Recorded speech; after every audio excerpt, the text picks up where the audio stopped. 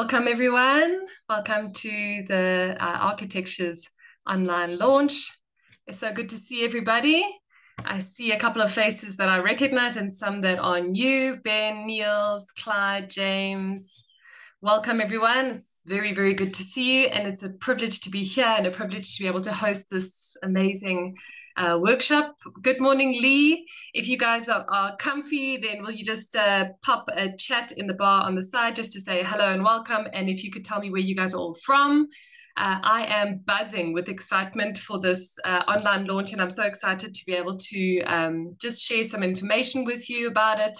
And I'm so excited to be able to host, and provide more insight into this Architectures 101 journal. I'm sure everybody's revving to find out more information about it, which I'm sure you will all be able to do today. Just a little bit of housekeeping before I hand over to the SIRE kind of environment. I am Angela Vuyuklis. For those of you guys who don't know me, it's lovely. CPD Central is my platform, but today I'm hosting on behalf of SIRE, and this is a SIRE event. So it's just wonderful to be in partnership and to collaborate. And I'm a firm believer in collaboration. So this is just a very exciting moment as well. Just in terms of the run through today, I just want to go through the agenda so that everybody's knowing what's going on.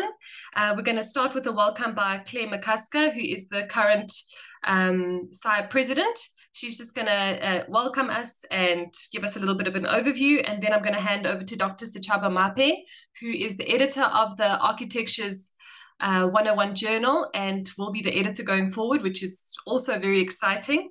And then we're going to open up to our panelists, and he will do the necessary introductions for that. And after our panelists, we're going to have a Q&A and we can all ask our questions.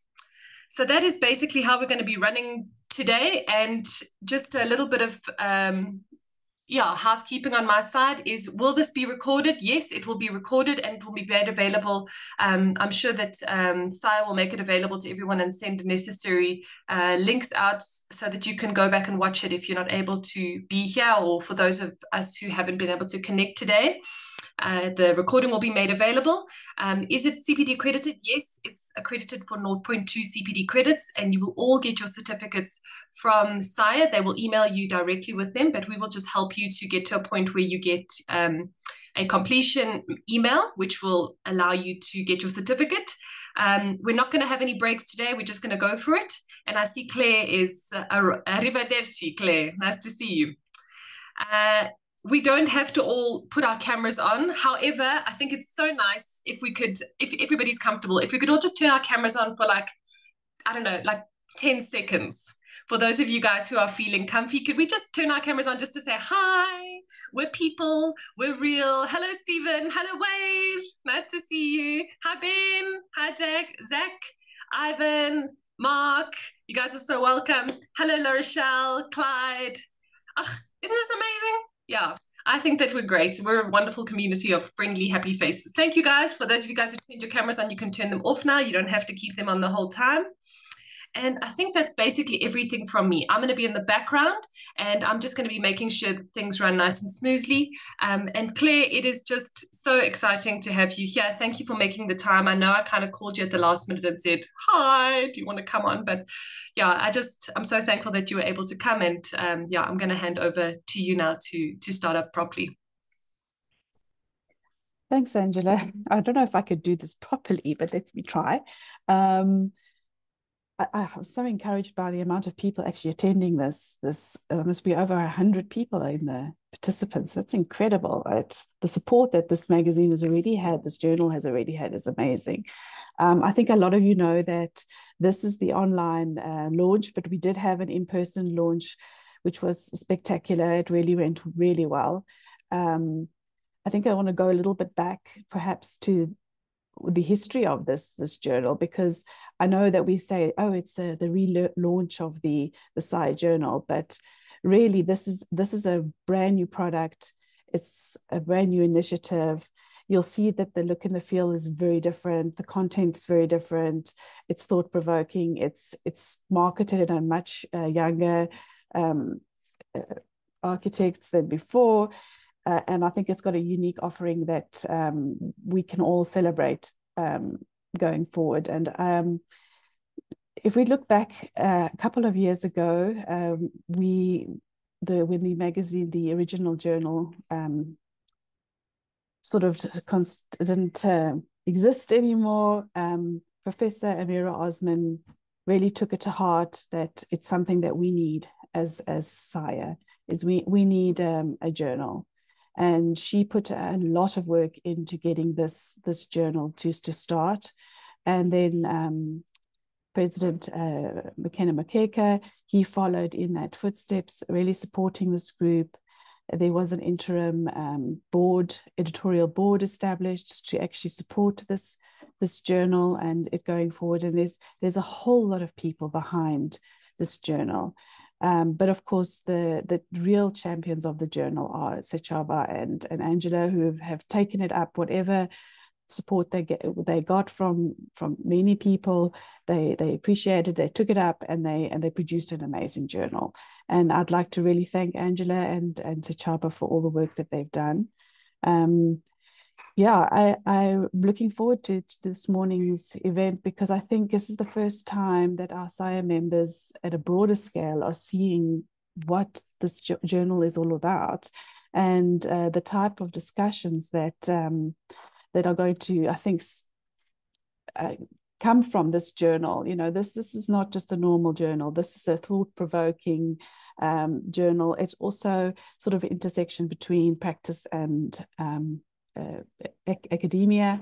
It's not purely practice, it's not purely academia. It's sort of that intersection between the two that I think we will all enjoy. So yeah, that's all I've got to say at the moment. I think we'll all enjoy this morning's discussion, and it's over to you, Sechaba. Thank you so much, Claire. And thank you, everybody, for being here today, this morning, very early. I just want to say I'm very honored to be here and to be the one who's been given the responsibility to be the editor for this journal. I think it's a milestone for SIRE. And there's quite a bit that I want to say, so let me just go straight into it.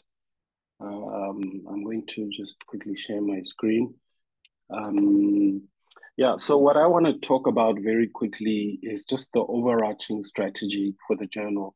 And I want to basically engage those who are really asking themselves, what is this thing about, and how does this serve us as professionals? What is this guy trying to do? This team, what are they trying to do? Because it's not just me. And I want to first start by talking a little bit about the strategy behind this journal. So when I was appointed to be the editor, myself and the publisher, Angela, had quite a lot of discussions.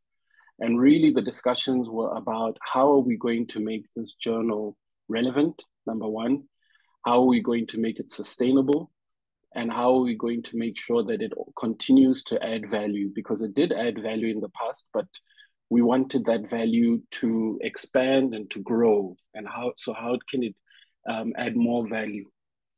And so one of the challenges that we faced was that we, came into it with basically no budget. We were appointed to raise the funds and make sure that we raise the funds for the first edition and for the subsequent editions going forward. And there was a kind of structure that was, put in place by SIRE and ourselves, myself as the editor and the publisher. And so that challenge is a serious challenge. How do you make the journal sustainable? How do you make it relevant? How does it continue to add value? And so I'm an architect myself. And the first thing that I thought is, let's do a design project. Let's think of this as a design project. Let's solve a problem. And so Angela and I went through a process where, excuse me, we recognized that if this journal was going to sell, and by sell, I mean it's going to have relevance. We're going to have partners, people who want to advertise in the journal, people who want to be seen in the journal, international people who want to be seen, including local people, including people from the African region. We need to make the journal lit. If you don't know the term lit, it just means it needs to be current, it needs to be exciting, it needs to be something that is seen as real estate for all of those who are architects here, real estate for those who want to participate in the journal. And so the journal in its old form, yes, it had value, but people wanted something new. People wanted something fresh, especially those people who wanted to advertise in the journal, those who wanted to fund the journal, those who wanted to support us, because we needed a robust business model for this journal to succeed. And so part of that was then, okay, let's look at firstly the look and feel of the journal. So those of you who've looked at the journal by now probably recognize that the look and feel of the journal is very different from what the journal was in the past. Now, the reason why we did this, the reason why we changed the look and feel of the journal was because we felt that we wanted the journal to appeal to as varied stakeholder as possible in terms of those who want to partner with us. So in the past, the journal was focused on partners and people who wanted to advertise in the journal, like people from the trade, etc. And yes, those are great partners, but even them, for instance, here you can see one of our partners was Saffold Steel. Even them, they wanted something fresh, something new, something fresh, something that would put their brands on a platform. And so, that was strategy number one, was the look and feel.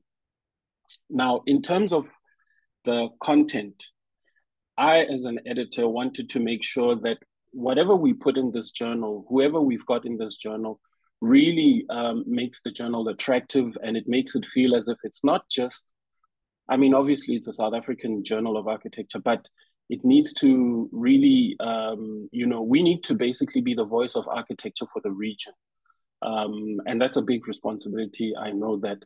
But there aren't that many journals of architecture in the region. So what I was and what I continue to aspire to do is to have the journal attract people from overseas. So for instance, we have an article here by Tim Fu.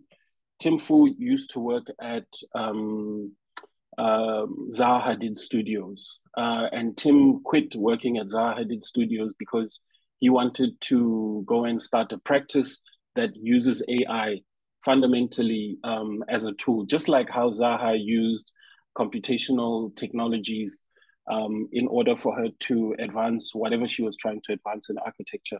Tim agreed to be part of this journal because he knew, or he could see, that the journal is, something that's interesting, that's fresh. He's a young guy. He wanted to be part of this thing. Now, the other strategy that many people weren't very comfortable with was putting someone on the cover, the way we decided ultimately to put someone on the cover.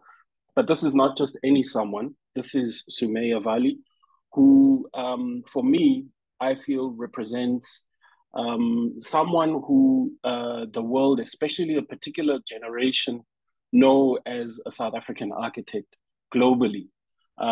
She's been on many covers of many iconic magazines and journals. She's done the Serpentine Pavilion. But I think more than anything else, what she represents is a particular kind of demographic and a particular kind of architect with a specific type of architectural practice, which is not a normative practice.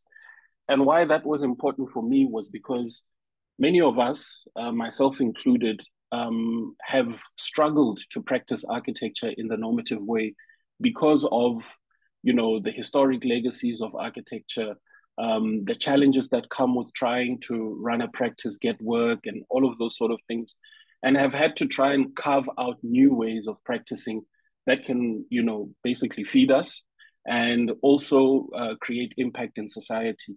And so people like Sumaya and many others, she's not the only one, many others have tried to do that. So this specific edition was about the future. And really, the reason why we had her and we had Tim Fu and we had all the other people that are going to speak today is because we were trying to carve out or trying to map out what the future of architecture could be in a speculative way in South Africa. And so someone like her who's, started the practice that she has, doing the kind of work that she's doing globally, everything from being a curator to being an academic to also practicing, shows the sort of agility that one is going to need in the future to practice. And that's also why we had people like Nomalanga and Simpiwe, who will be also speaking today, who kind of represent a new, I would argue, emerging group of academics who are questioning a lot of things in terms of the canon in architecture, but are also bringing in new, fresh perspectives. For instance, Simpiwe and Nomalanga use Kwaito and hip hop as, I would argue, as a framework for understanding architecture. And then, we also had Stephen Stein, who's also going to be on the call today. His take and his contribution for me was someone who's actually challenging the kind of way in which we theorize in architecture. I mean, I must tell all of you now that my biggest problem right now is conscientizing everyone about how and what we're trying to do in the journal, because I've made a call for articles, but I didn't really realize that without first, I think the call was premature, because without first conscientizing people, getting people to understand what type of agenda basically this journal has, what type of thing we're trying to engage. People are supplying articles that are framed within the sort of normative way in which we think about architecture. Not to say any of that is excluded in this journal, but it's to say we're trying to really expand the offering in this journal compared to where it was before. And then, in the same spirit, Mark, who's going to also speak to us today, talks about the way in which they teach at UJ, but how they want to move what they're teaching theoretically and pedagogically into what's actually going to be practice and how that transforms into practice, like, for instance, Sumaya's practice.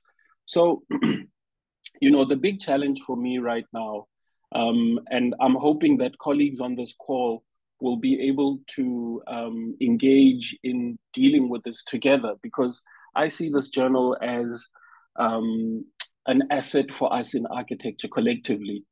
It needs to be something that, when it's given to the world, can make architecture, can give people a full appreciation of architecture's relevance.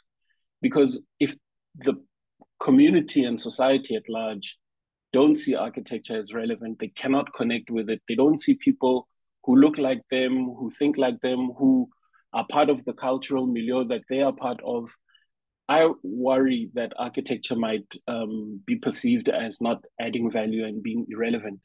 And I think for all of us as practitioners, we want our practices to be seen as having and adding value. We want to see more clients coming to us. We want to see a variety of clients coming to us.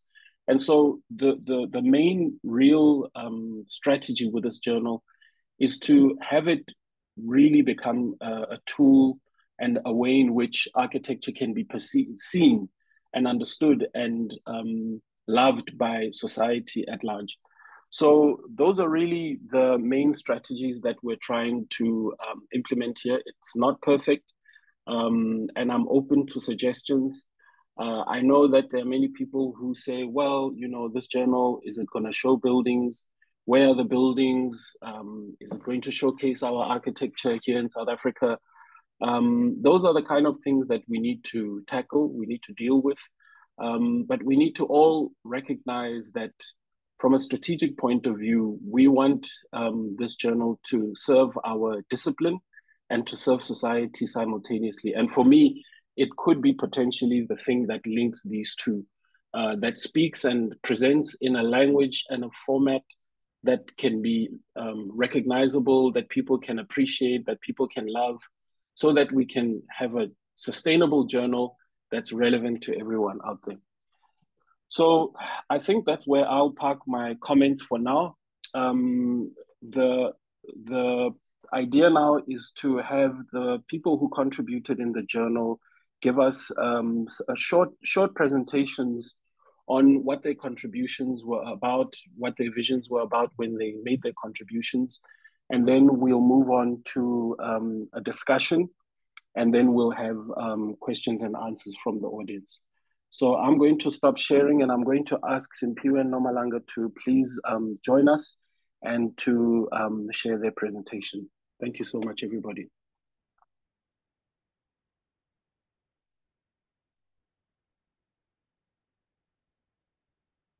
So Simpiwe Nomalanga, if you are here, please, can you share? Hi, everyone. If we can just get a couple of seconds to share screen.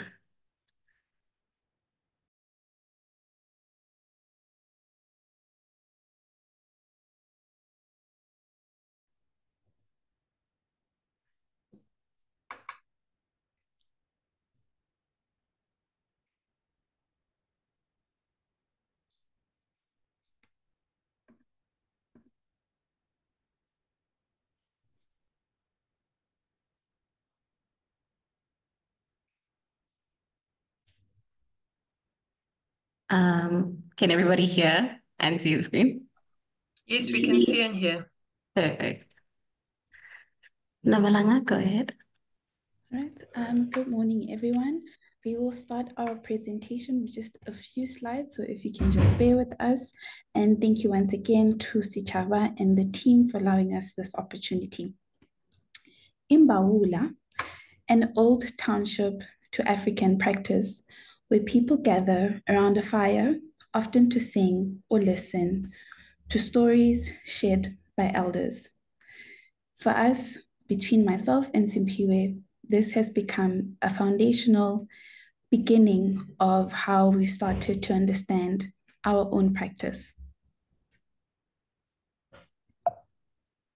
Moving into our own practice, we redefined Mbawula for ourselves into an idea of embracing, letting contemporary South African architects cook an alternative school of thought. I think for ourselves, it became a central sort of focus point and thematic, and an entry point into the way that we considered structuring the article and our contribution to what we think the future of African architecture, South African architecture in particular, and I think academic frameworks and approach to academic teaching and production would be when it's more discursive than I think sort of projecting ideas into people, but more so bringing people into the frame and multiple realities into the frame.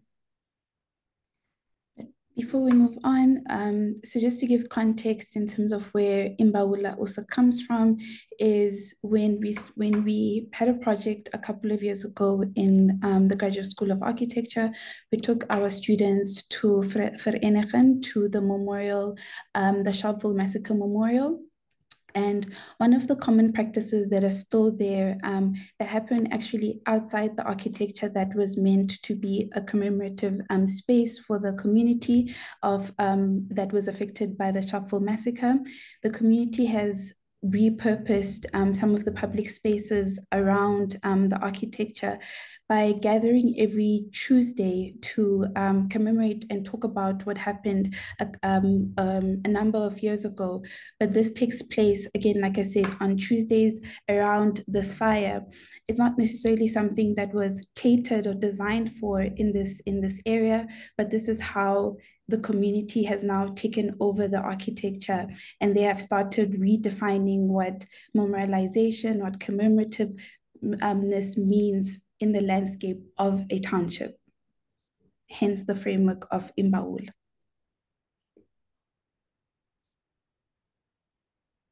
What we're going to show you now is just a series of music videos that sort of contextualize the way we think, and then we'll just elaborate on what these are.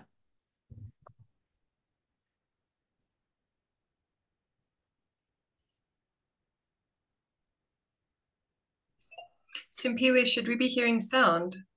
You should. I don't know if you guys can hear anything. Yeah, so when you Still share not. you need to click the little button that says optimize for sound. So you've got to stop sharing, and then you've Okay. got to share and tick the little, it's like a little square that says optimize for sound. Oh, I don't have the little square. Um, okay. Oh, found it. Okay. Cool. Let's try again. Thank you so much for that, Angela. Okay. Can everybody hear the sound now? Yeah, yeah. Okay.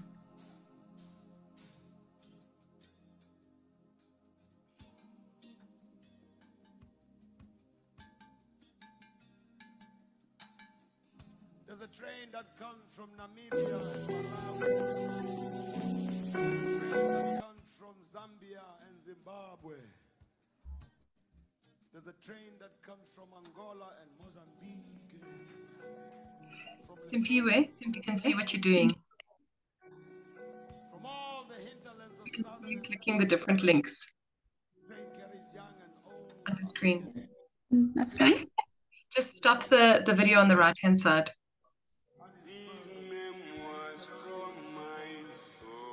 That one. Yeah. Thanks. Oh. These memoirs for my war. When they are digging and drilling for that shiny, mighty, evasive stone, or when they dish that mishmash mush food into their Okay, for time purposes, I think I'm just going to continue. What these music videos were meant to be, I think, for ourselves is a way to use contemporary culture and pop culture as an entry point, I think, for the Black spatial imaginary that we're particularly interested in. It also became a point for us to access what we call the concept of Imbaula as a way to traverse ourselves between the past, the present, and what might be an alternative future for Black spatial production in the South African context. So each music video served as an entry point for, I guess, what we call Imbaula discussion around what different types of realities Black contemporary people, Black people from the past and the future might be having in conversation with one another. Nomala, have you have anything to add? Yes. So the importance of music videos in how we understand practice begins from our, I think, both are very different lived experiences. And what that means is, for me, the very first time I got to engage with architecture or understand architecture in any kind of way, I've shared the story quite a number of times, but I think it's quite important in relation to how I've engaged and understood architecture. This is a memory that takes place for me in the beginning of postgrad, in the start of my honors year, when in the introduction of the school at the GSA, the school introduced itself to me through a music video by Questa called Spirit. And it, for me, as a young Black student from the township, it was the very first time I heard anyone on an academic space talk about architecture from the perspective that I could actually add anything to. So for us, for me, music and music videos have now become almost like a starting off base in how one, we engage with students, how one, how we are also able to just describe the kinds of spaces that we come from. But I think it was also in that experience that made me comfortable, which I believe honestly was quite late in architecture school to only understand what township means, only on an honors level. And I think that experience was quite a catalytic moment for me as an academic now, as a student at that point in time, to understand my relationship to space and what that could potentially mean moving forward. So these music videos that we have on screen, from Istimela, as Simpiwe has mentioned, to Mlilo, to Memoirs, all from a very historical point of view, to a contemporary time that we're in, from Maglera Boy Memoirs. All these music video begin to frame all the discussions that we, myself and Simpure, continuously have between the two of us about our way of practicing. Okay, great. Thank you so much. And this is a very excellent way to start the discussion. I'm going to come back to the two of you, wonderful colleagues and academics and architects. Once we get to the discussion session. So thank you so much, Simpiwe and Nomalanga. We'll catch up with you shortly. Don't go away. So now we're going to ask Stephen Stein to please share his presentation with us as well. Stephen is a good friend of mine, someone I respect very much as a great thinker, great writer, great thinker. And I honestly believe he's poised and well positioned to contribute greatly to thinking and scholarship in academia, in architecture in South Africa. So Stephen, please share your presentation, and thank you so much for joining us. Terrific. Thank you so much, Sachaba and Angela. Thank you for the opportunity to write for the journal and also to present it this morning. Good morning to everybody else. Let me just, now you're going to watch me struggle with robots. Not too much of a struggle.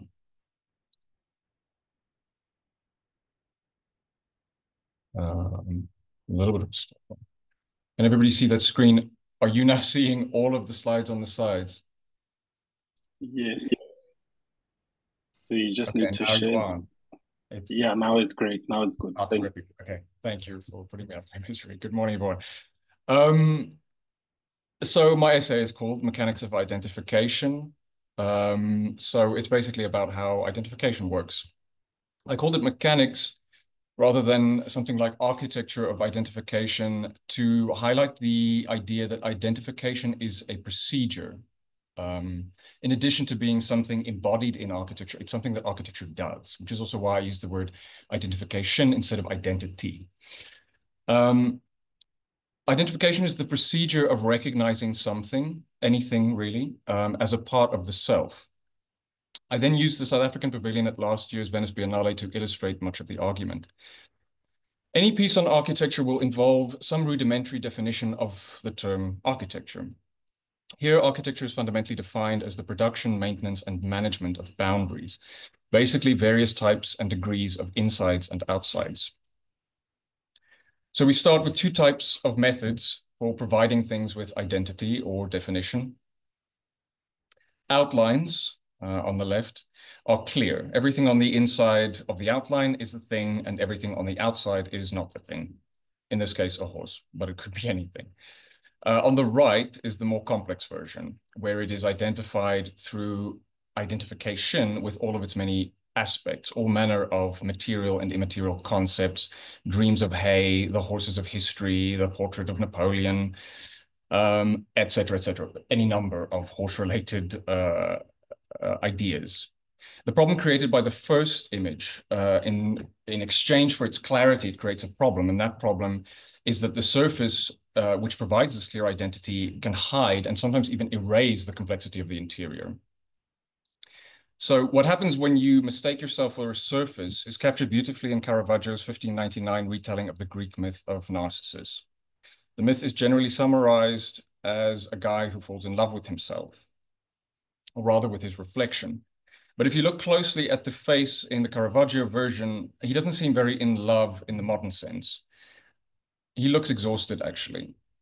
I think that that's because he's not looking at himself, he's looking for himself in his reflection. We're given the reply to his search for himself in the center of the canvas. Can you see the cursor? Yeah, well. Terrific. In the center, Caravaggio gives us his unscuffed creamy knee, which I don't think is an accident, that it looks a lot like a face and it's blank. He's looking for himself in his reflection, but what he gets back is this blankness. The repercussions are then captured in the action in the diagonal line across the surface to the center line over here, where his hand crosses the surface of reflection. And we all know that the mythology ends with him drowning in his own reflection. On to other reflections. I then move on to glass in the city. Plate glass in particular, I argue, is a material which simulates identification through partial reflection and partial transparency. So basically what happens is when you look at something through glass, you see an image of yourself reflected and you see an image of the thing on the other side at the same time. So it helps your limbic system to identify that thing, whatever is on the other side with the glass, with yourself. Architectural representation is basically the practice of creating visual access to interiors. The plan and section cut the structure open, allowing for a privileged point of view. But the view is quite abstract seen from above, since bodies don't really make sense when seen from the top. They don't look like people. And in the elevation, the elevation in the section, those surfaces still hide most of the space. So there's a lot of occlusion still, and it's a clear diagram because people look like people in sections. But the layering of the space is sort of backwards and into the page, which make them a little bit inaccessible. So one of the solutions to that limitation is the introduction of transparency to the architecture itself in order to try to give access to the interior, the inside of architecture. But glass, and don't get me wrong, I actually love glass. I don't really mean to go just on a tirade against glass, but I do think it's worthy. It deserves a little bit of criticism. Glass only produces the image of access. It produces the appearance of access. It doesn't actually give you access, or at least it gives only vision access and not the rest of the body. I then use Emmanuel Kambule's Egumbini, or place of arrival, a folly that he did for the Venice Biennale South African Pavilion 2023, to describe the critical use of the seductive smoothness and shine of glass, but without the empty promises of transparency. The glass he uses in this folly is translucent, allowing the sequence of entry to create access. In this work, he uses traditional and indigenous spatial practices as they are still used in rural settings in Southern Africa. Here I should mention, while I have the chance, an error in one of the footnotes. I had said there that all regular shapes with 6 sides and fewer can fill a field, but it's not accurate. Pentagons can't fill a field, they leave gaps. The reason why I made that mistake was because I was trying to make a statement about the circular form that he places in the middle of the composition and the importance of circles. So what a circle does, which most of the other shapes don't do, although we now know pentagons also do that, is that when you place them next to another, they always create an exterior, whereas rectangles, triangles, squares, and hexagons can create a sort of total interior. It can fill the entire field, which I think is very seductive in sort of neoliberal ideology, where the fantasy is that everything can be privately owned. There's no leftover space. Everything can be perfectly placed in its correct position. My main pavilion structure also took a critical approach to the representation of access. It's sort of an anti-glass architecture in that it gives access only to the rest of the body and specifically not to vision. By densely packing individual strands, the architecture caresses you as you move through the exhibition, and each boundary and transition is marked by a more tactile experience. Another way to get to the inside of things after transparency is violence. In Picasso's Guernica, we can see the effect of war as essentially an un-architectural or anti-architectural gesture. If architecture is the management and production of boundaries, war attempts to erase all boundaries except the frontier, which will be its last boundary to destroy after the eradication of the exterior. It's a perverse fantasy of wholeness and completion. In Guernica, this is represented by a strange mix of things. The bodies can't really be seen as coherent between human and animal, and the interior and the exterior mix chaotically. There's a light in the center top that really looks like a sort of interior light. There are tiles on the ground implying an interior, but there are also roof tiles. There are other parts of buildings and urban scenes on the interior. The chaos of war is here represented by the chaotic mixing of space and person, inside and outside. It's an architectural disordering. Sechaba Mop is heralding image Noga Yametsi, or the water snake, which we used extensively for the sort of previews of the pavilion, and it was really the heralding image that we use in almost all the media. Also presents us with a mix of things. But this is not the chaotic mix of war. It's actually an architectural response to that chaos. In the essay, I refer to some who are of the opinion that paper architecture has lost its power. And I argue that it hasn't, at least not the power that it was really good for, which is the production of privileged points of view for the artist. It's only weak if you believe it must also be able to mobilize masses, and if you believe it was once able to do so. I mean, Le Corbusier was highly effective as a sort of mass architect, but I don't think that it was the drawings that did that, or at least not only the drawings. I think the Vilradius and those famous drawings are very good, but I think his real innovation was the invention of a character, modern man, which he describes in vibrant architectural detail. And then he invites the audience to identify with this character and says, well, if modern man loves all these things, his work, and then you too can be a modern man if only you also do these things. You also like my architecture, you also build a city in this image, and so on. So the architecture kind of sneaks in while the identification with modern man is happening. Mape presents us here with a new character. The water snake is a potent counterpoint to the modern man. It's a much more diffuse and a much truer image of our relationships with the natural and built worlds. Other paper architecture includes this image inscribed on a rock face somewhere around the 11th to 13th century in the area that is over a vast area of what is now parts of Gauteng, Mpumalanga, and maybe even northern KZN. We presented this replica. It is one of thousands of such images, some in museums and university collections around the country, others still just lying in the felt. What's most interesting about them is that they are images of architecture, but they were not used for building construction. The Bokoni, it is the people who lived in this area and made these drawings, and the ruins that are currently in that area, drew images of buildings all the time. But that was because they recognized that buildings represented their social and political structures. They were speculating about their relationships more than they were about construction technology specifically. I think this is really significant, especially since it precedes the Renaissance and the rise of the drawing as the main medium for the practice and discipline of architecture in the West. I also presented my own research project at the Biennale through a student competition. It's sort of a competition. It was a guided, curated seminars. We kind of worked together.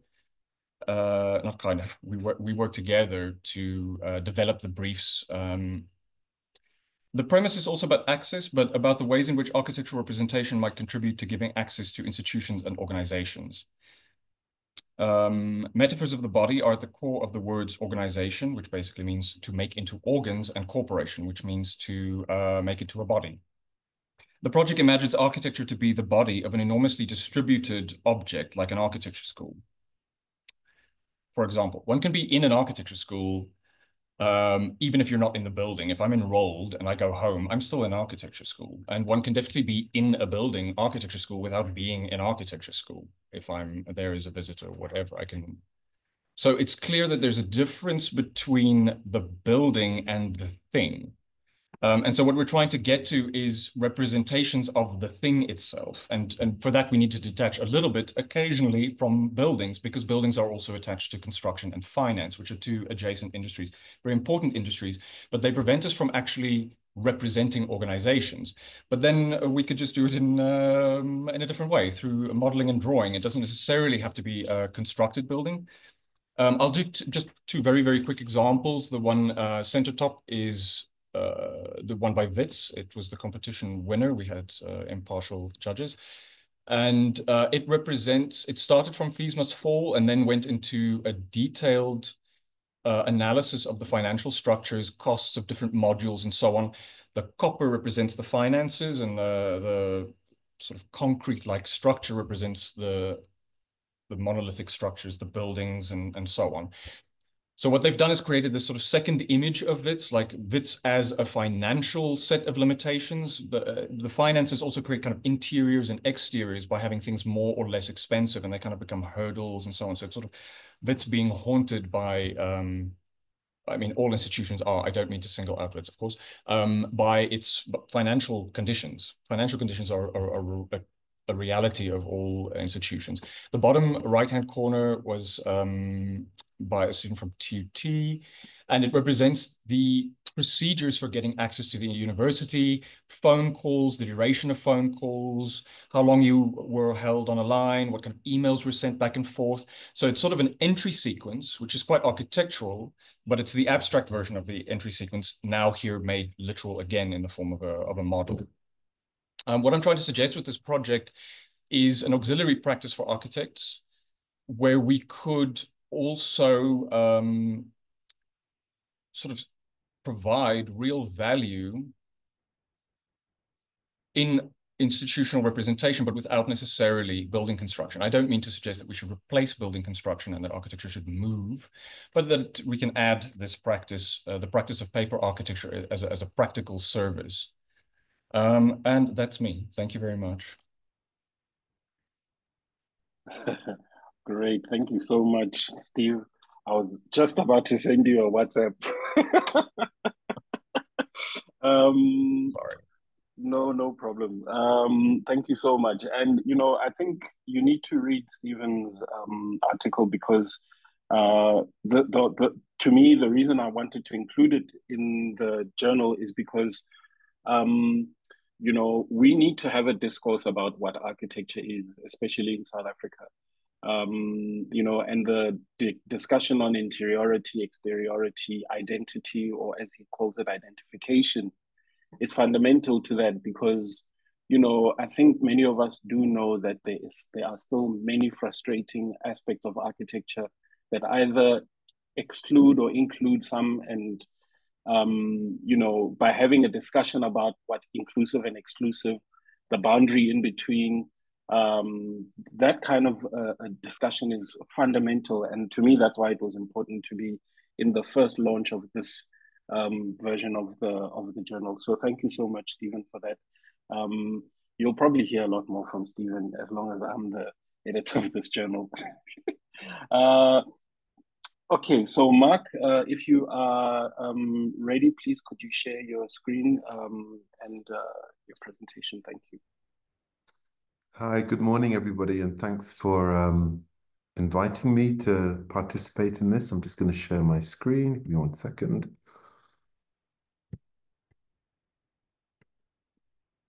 Okay. Go to view.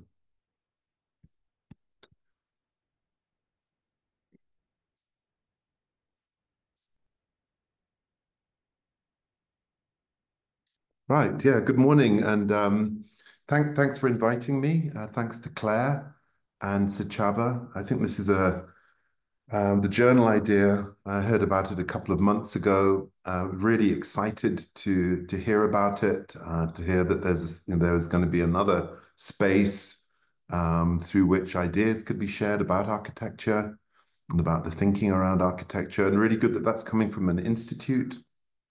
It's not very often institutes embark on venturous projects like this.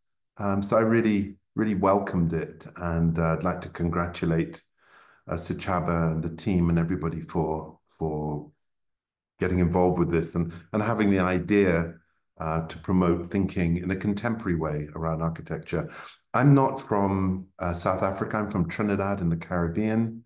I'm very interested in the ideas around post-colonial spaces, around contemporary space, what that means for architecture and what it means for practice. It's what brought me from practice. Most of my professional life has been in practice. I'm not a career academic. I've built lots of buildings throughout the Caribbean, and very excited to have been invited to be involved with the GSA at the moment that I was. And Sichaba asked me to talk about the school.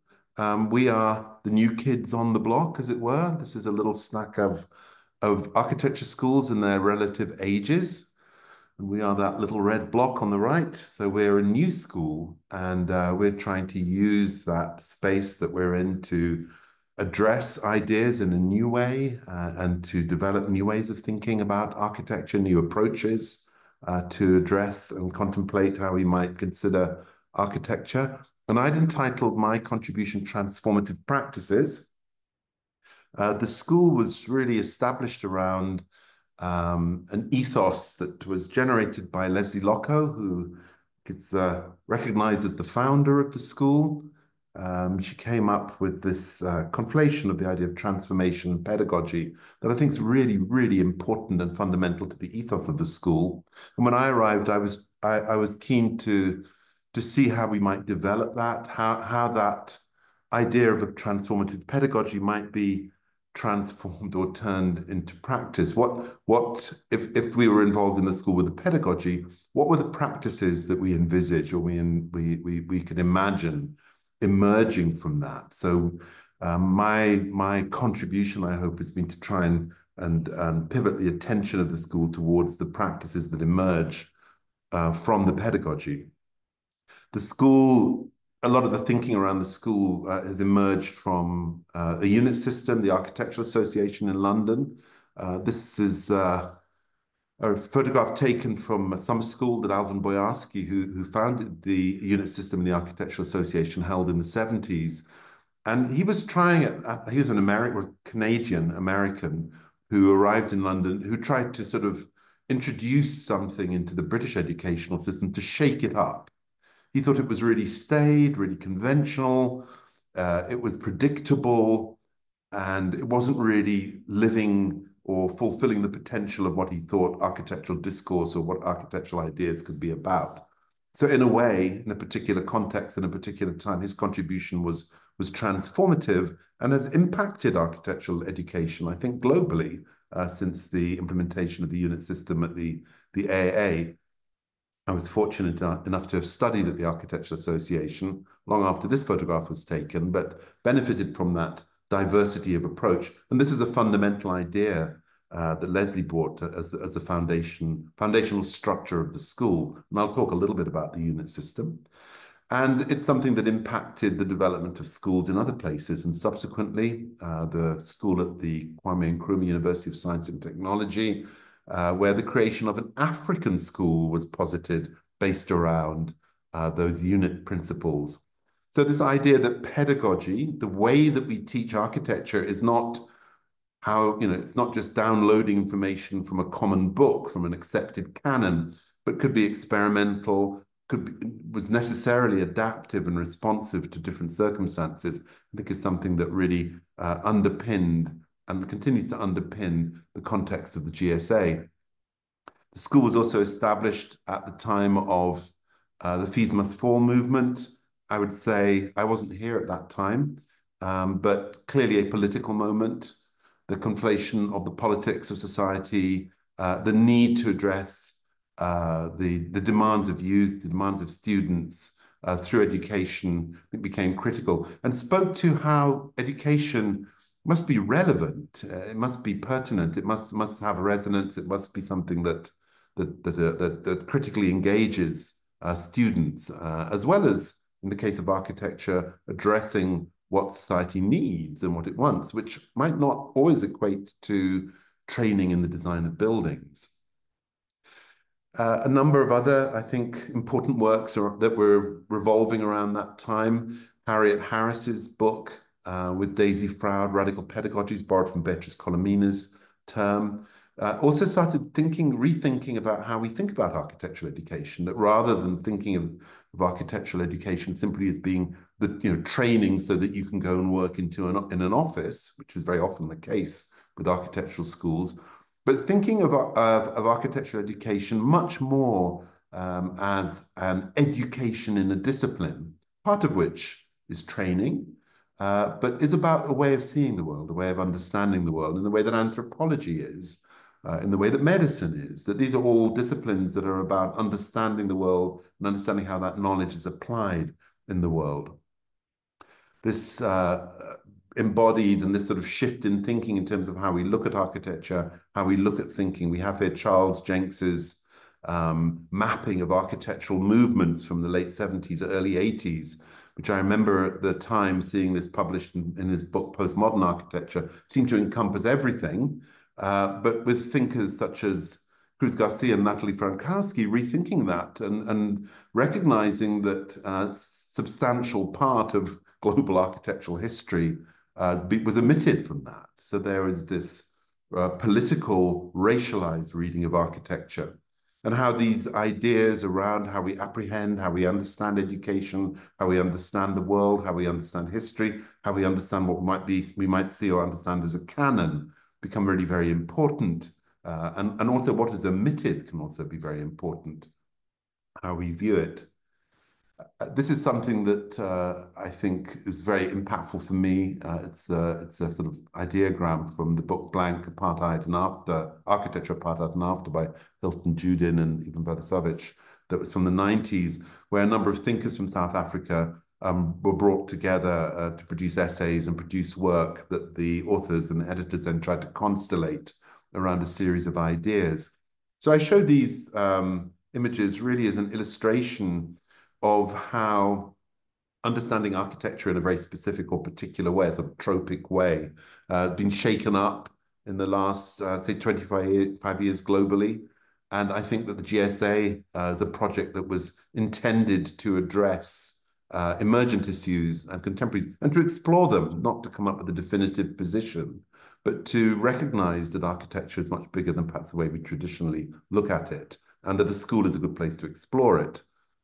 Inspired by Achille Mbembe's idea about education, about Blackness, about Africanness in spaces, about creating spaces that are truly public, that are inclusive. I think another fundamental idea that needs to be reflected in how education is held within the space.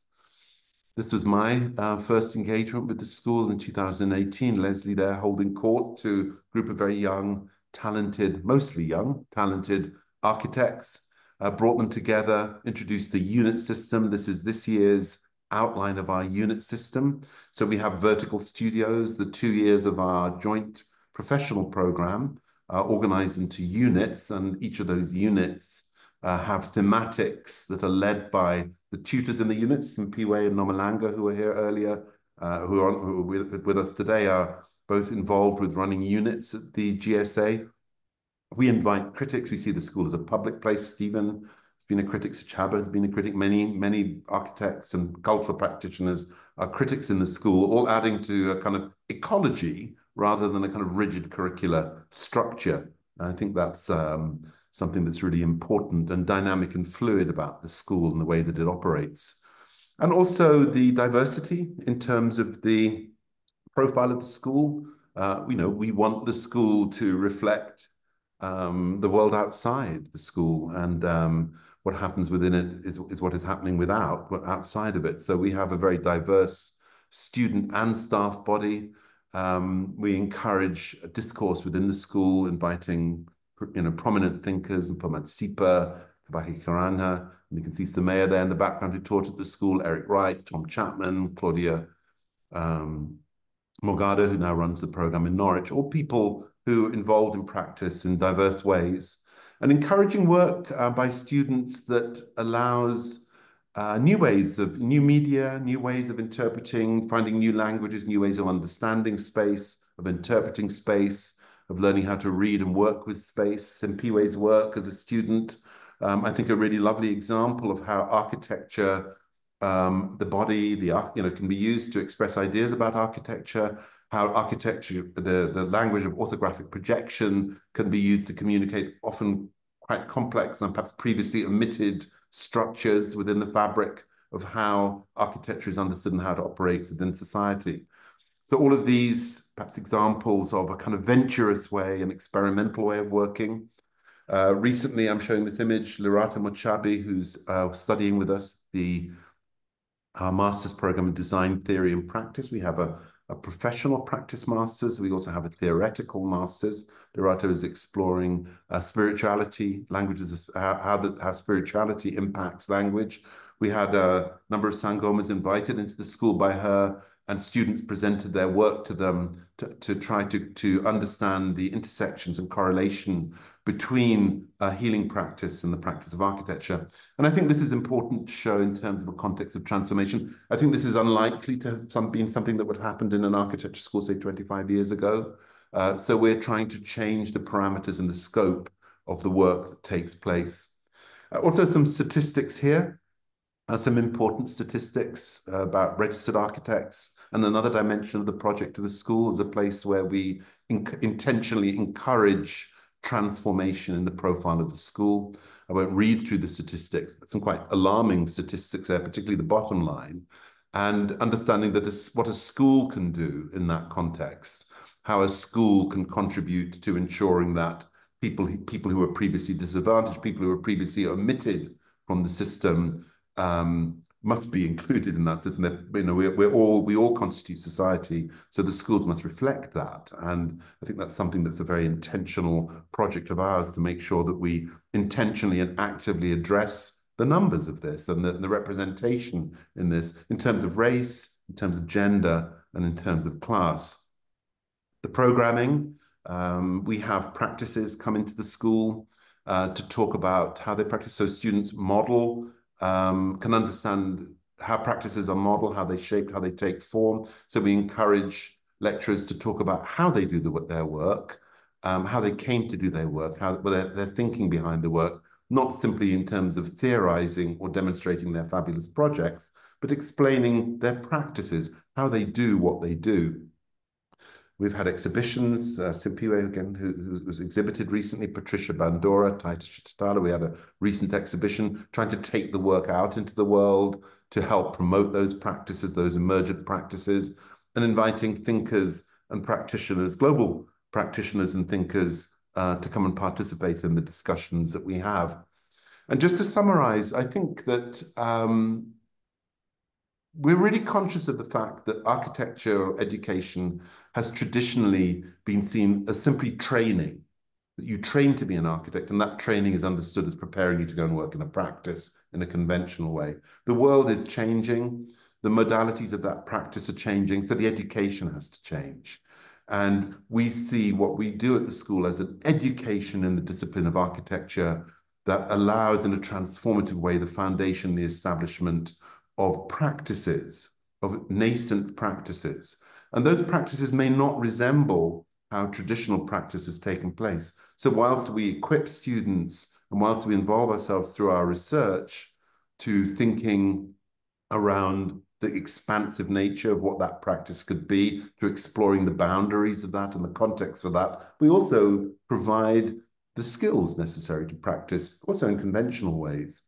So, but this expansive embrace of what architecture might be and the potential that architecture has to transform and contribute to the transformation of society, I think lies at the center of the work we're doing. And once again, I really would like to congratulate Saya and Sachaba for the venturous nature of this publication. I think it speaks to that aspiration, that desire, certainly amongst students. I think it's something that's a really powerful presence, that thought and that desire for change and transformation. We don't know what it looks like. It's not like we're going to wake up one day and everything is transformed. But to be in a space where we accept change, where we accept difference, where we accept diversity, and we accept innovation, I think is so critical. And I'm really happy that we were able to contribute, that I was able to contribute in the form of this essay, and I look forward to being able to contribute in the future. Thank you. Thank you so much, Mark. Great. And, you know, I think that's a very great way of leading us into a discussion. But I think maybe for the purposes of time, I would actually want us to maybe move into a time of questions and answers.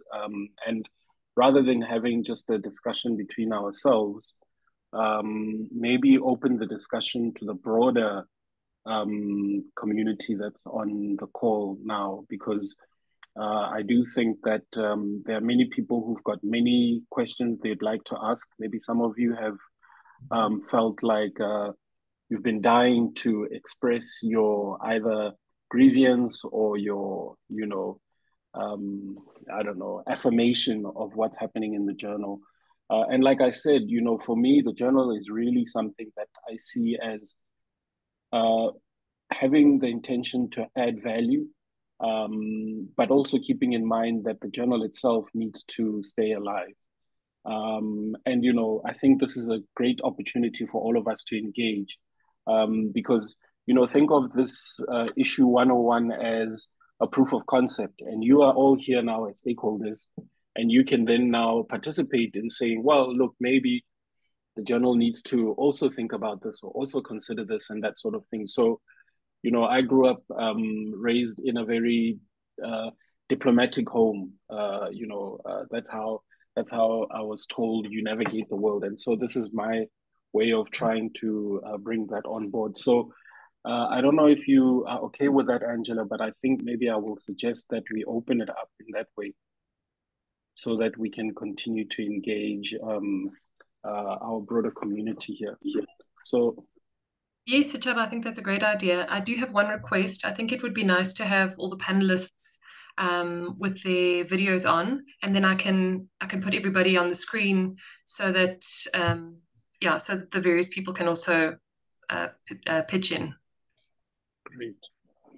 So, so if there are any questions, comments, or you know, anyone who wants to participate, please feel free to engage us, myself, or the other people who contributed to the journal.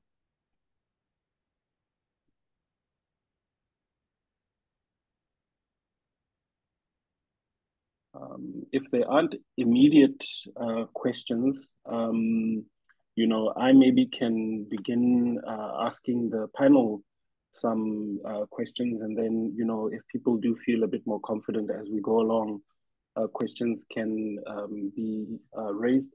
And then just, Angela, if there are questions in the chat, please just let us know so that we can also respond to those. So I think maybe the first thing that I will, Stephen?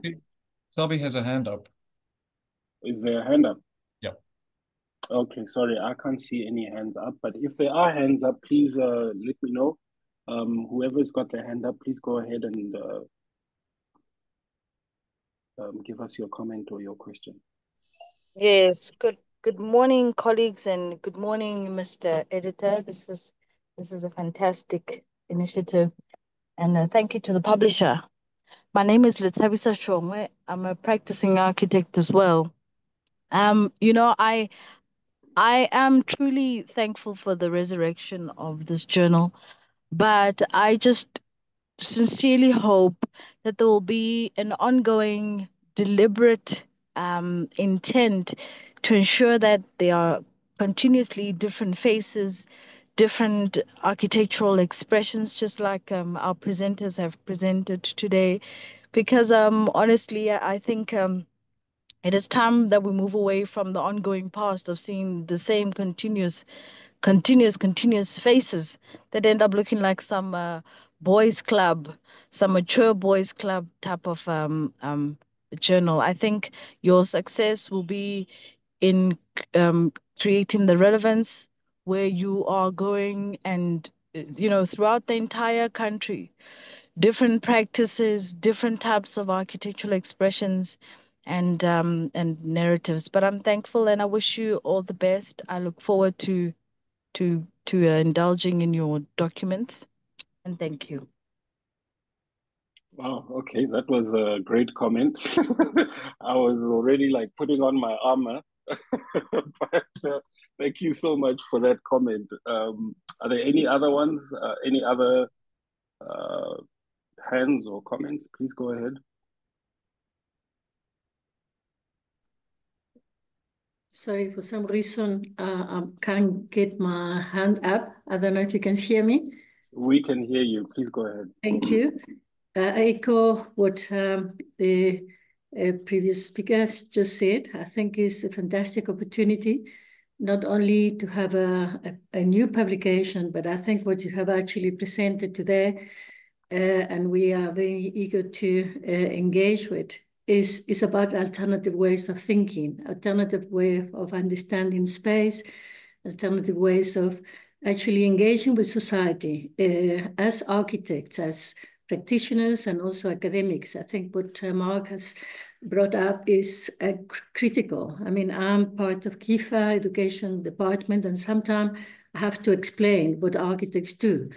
And I feel that this is giving me enormous resources just to expand the narrative, expand exactly what we actually pursuing, which is not only about space kind of shapers or construction or contractors, but also strong thinkers that can actually contribute to this kind of process of transformation. Just listening to Mark, I thought that transformation is never, that never ends. I mean, reflecting back on the contribution that the AA made, I also come from another part of the world, also looking for ways of being more relevant to society and make contributions that are not only about buildings or spaces, but also about livability. And in the same way, I would love to see the journal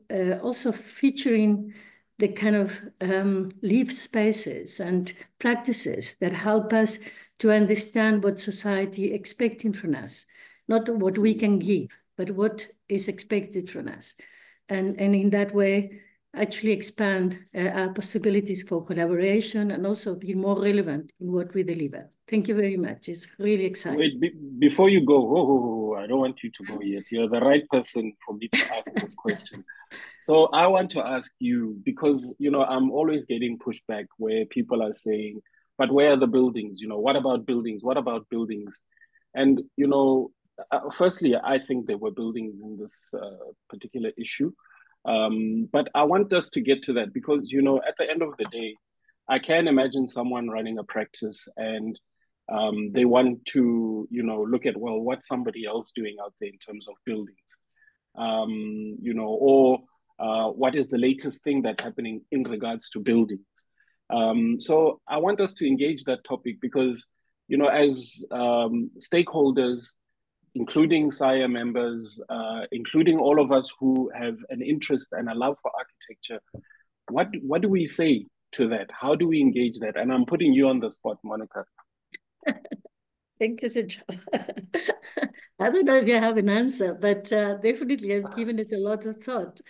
First, I really, it's always buildings in context. And I'm not really saying we mustn't focus on buildings. We actually need to focus on buildings in context and also through production. And I think that is what you've been talking about. And I feel that you're completely on the right track. And I find it very exciting because it's not about the perfect image. And I think the previous person also highlighted that is about even imperfect processes that actually giving us opportunities to, or entry point for young practitioners to actually begin to contribute to this kind of collective knowledge. And I think for me is introducing that aspect as well. Is about this collective knowledge that we're trying to portray and not just the product of the practice. And sometimes we put too much emphasis on the product. And I think if we're going to evolve as a discipline, engaging with AI and many other things that all of you are very familiar with, it just, we have to really focus more on the process so that we can actually support that innovation that will come and is coming and is there from our colleagues, young and also experienced, that actually could start collaborating in a much more kind of boundaryless way. We're really not pursuing an aim. We're actually pursuing a relevant production. And in a way, that is what I hear you saying. This journal is really to provoke, to bring this ecosystem of practitioners that are all very diverse, they're all based in Africa, that somehow haven't been connected. And I think that is amazing if you can actually open up or create that platform. And I believe that that is exactly what you're doing. I mean, I'm very, very excited and very positive about it. And definitely I'm here for in whichever way I can provide any assistance or support. Just count on me. I think it's the right time. And I feel that the voices that you actually already begin to introduce into this first edition is just incredibly provocative and so necessary. Thank you. Great, thank you so much. There are some questions and comments coming in, but I'd like to bring in my panelists. Is there anyone who'd like to make a comment in regards to what has been spoken about so far? And then we'll go back to questions from broader colleagues. Anyone wants to make a comment? Go ahead, Mark. Yeah, no, I'd like to, I mean, thank you for the comments that have been made. I think, I mean, it sounds like a very positive response to what's happening, and I really like the and forgive me, I can't remember the first name of the first voice, but this idea of wanting to see new faces, you know, to see different people express different ideas. I think what's been expressed in this first edition is some thoughts, some ideas, some presentations, and the community of practice that we all exist in as architects, however we frame that, is enormous. I really liked Stephen's, his horses, and the idea that, I like the sort of the dream of hay, Napoleon's horse. Architects are made up of myriad things that we can never fully comprehend. So to try and draw a line around it and imagine that we can comprehend it, I think is folly. And I think that perhaps we should look at this journal like that. That it's the unobscured horse. It's all those different coordinate thoughts and ideas that in Stephen's drawing a representation. And I think some of the comments are speaking to the openness and the willingness to engage her. And I don't think we should think that this excludes buildings by any means. I think buildings are a really critical and fundamental part of architectural production. But I think if we exclusively focus on that, we're obscuring a broader understanding of what architecture can be. So those are my thoughts. Stephen, are you sure you don't want to make a quick one? And then I want to go to the panelists, no, the audience. I saw there was a hand up by Dr. Sushma Patel. But Stephen, do you have any comment? Nothing. No, thank you. No, I mean, I agree very strongly. Yeah, I love buildings. Yeah, and I don't know, the debate is a little bit, I think it's a little bit binary. People seem to think that, and I know, I mean, maybe it's because, building construction is so extremely difficult. It's an extremely political, it's taxing, it's extremely difficult. So I think any addition to the work of architects feels maybe like it's going to overwhelm us. Like we'd have to drop something if we were going to pick up something. Yeah, that's where I ended that essay. I didn't bring it up again today. Was just that it is about embracing this idea that we're in a community. It's only too much work if you have to be a generalist who has to do everything yourself. If we really are a community working together, then more work is good, potentially. And we might be able to imagine adding more types of work to our discipline with less anxiety if we are more open to the diversity involved in working together.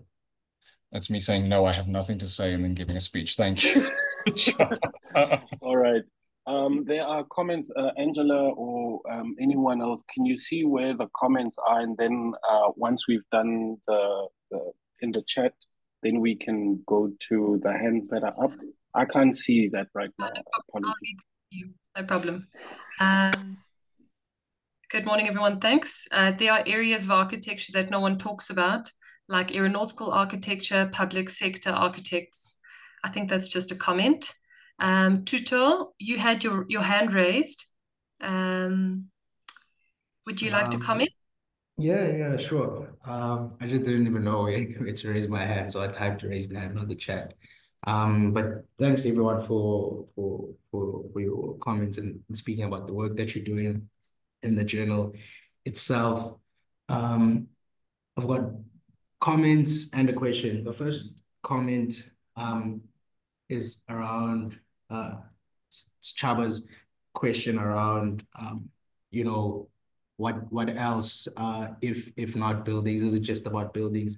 And I think that question fascinates me a lot, and I've been thinking about it lately, as far as everyone has said about widening the scope of architecture. And I think where it and that's the thing, right, about words, because by framing it as architecture already, it locks us into a specific way of framing it. And I think part of what the journal is trying to do is produce and propose new lexicons of how we view things and how we frame things.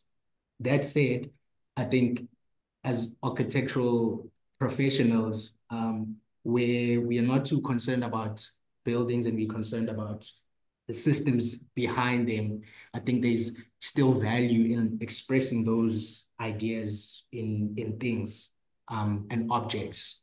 And I think that begins to widen that scope, you know, whether the thing is a sculpture, whether the thing is a painting or an installation or a community, but the architectural ideas or the thinking behind practices, as long as it translates into things, objects, whatever that means for each individual professional, I think we'd still be driving the point home around widening the scope of architecture. So that's one. Things like, you know, whether it's a chair or whatever it is, but let us make things, whether tangible or intangible. And then the other comment is to Simpiwe and Nomalanga, and it's just to say your synthesis and analogies and linking architecture and music is really interesting. And I'll reach out to you guys because I'm doing a similar thing around jazz music, South African jazz music to be specific. And sounds like we're gonna have some content for the next issue already. Yeah. Black improvisational music. But so I don't waste any time, my question is to Mark. And first, a kudos for the professional practice lectures.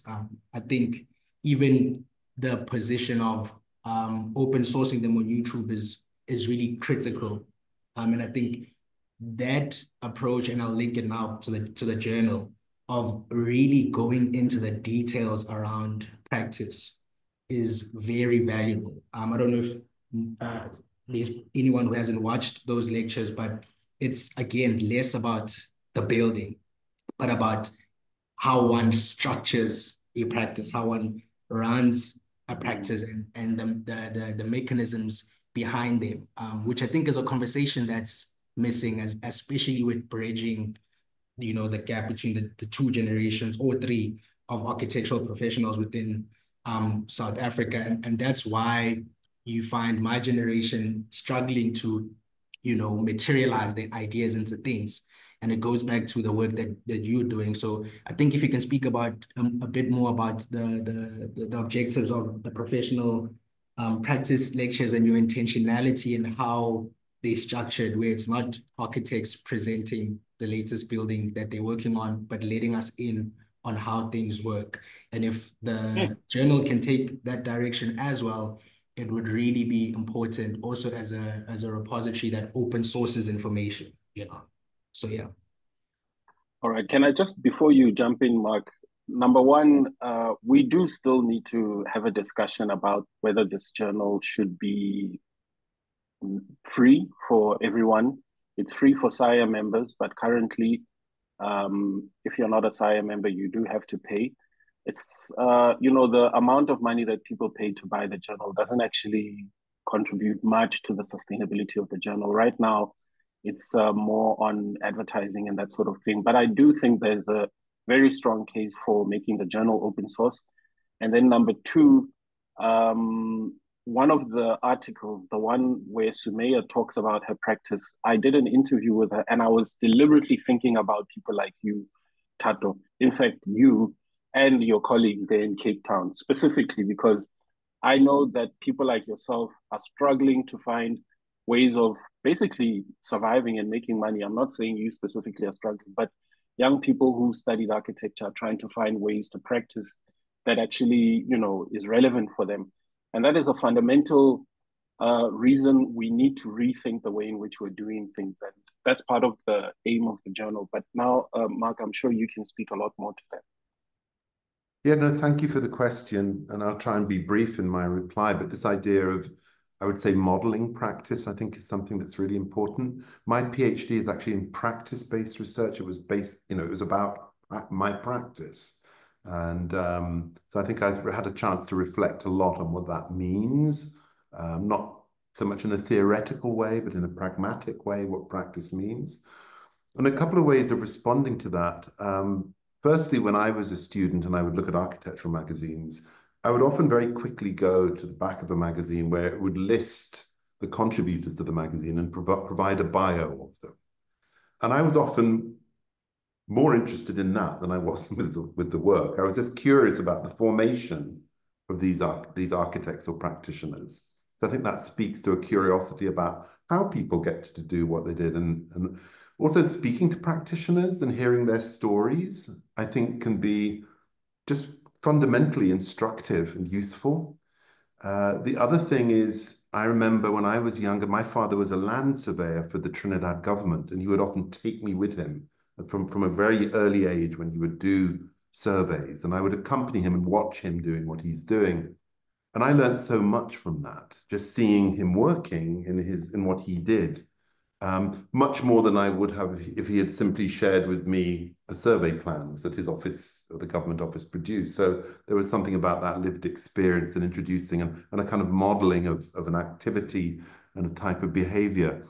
But I think that the idea of sharing rather than the product, but sharing the process and the experience of doing what you do, I think is critical. One thing that I mentioned in the essay in the journal that I think also relates to this, I'm 62 years old. I've had 30 years building buildings. I've built a lot of buildings.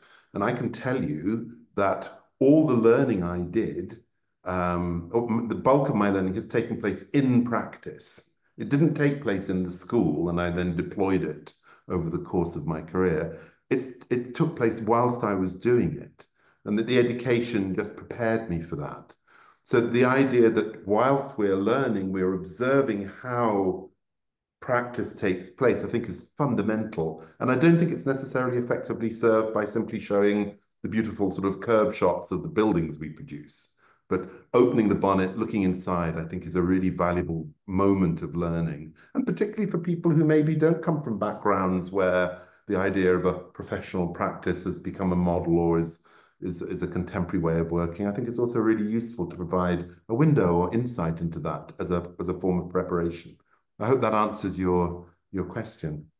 And we're going to continue doing it. And the idea of making it open source, I think, is very much, the idea that all the things we do at the school, as far as possible, are all public. We share the knowledge that we're creating.